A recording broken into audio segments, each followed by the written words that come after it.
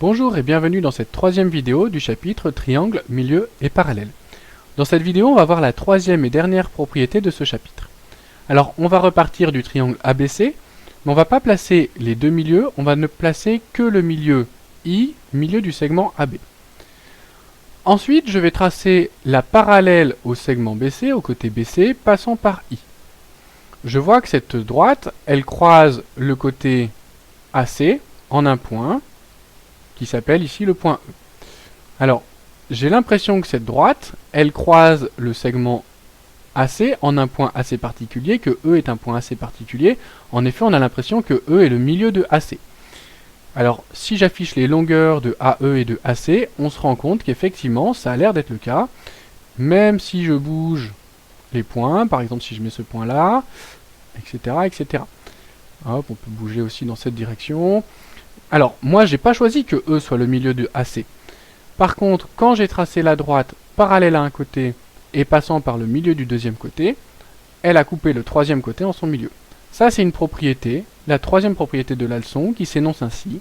Si, dans un triangle, une droite passe par le milieu d'un côté et si elle est parallèle à un deuxième côté, alors elle coupe le troisième côté en son milieu. Voyons maintenant comment utiliser cette propriété. Alors, l'énoncé pour un exercice pourrait être celui-ci, démontrer que G est le milieu de DE, avec la figure suivante. Donc, on va faire comme d'habitude en trois temps, je sais que, propriété, conclusion, avec la propriété que nous venons de voir. Alors, quelles sont les données importantes à marquer dans le je sais que pour pouvoir utiliser cette propriété? Le premier élément important, c'est de dire que DEF est un triangle. Ensuite, on va préciser que la droite D passe par H, le milieu de DF. Et enfin, dernier élément très important, on va préciser que la droite D est bien parallèle au côté FE. Ça, c'est donné dans l'énoncé. Alors, vérifions qu'on a bien tous les éléments. Il faut être dans un triangle. On a un triangle. Il faut que la droite passe par le milieu d'un côté. D passe effectivement par le milieu d'un côté. Et enfin, il faut que la droite soit parallèle à un deuxième côté.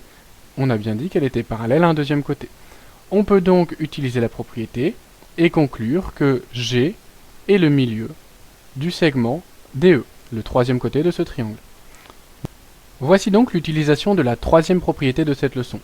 Cette propriété était la dernière de la leçon, elle permet de montrer qu'un point est le milieu d'un segment dans un triangle. Voilà trois propriétés que tu dois connaître par cœur, apprendre par cœur et savoir utiliser. À toi de travailler, à toi de jouer!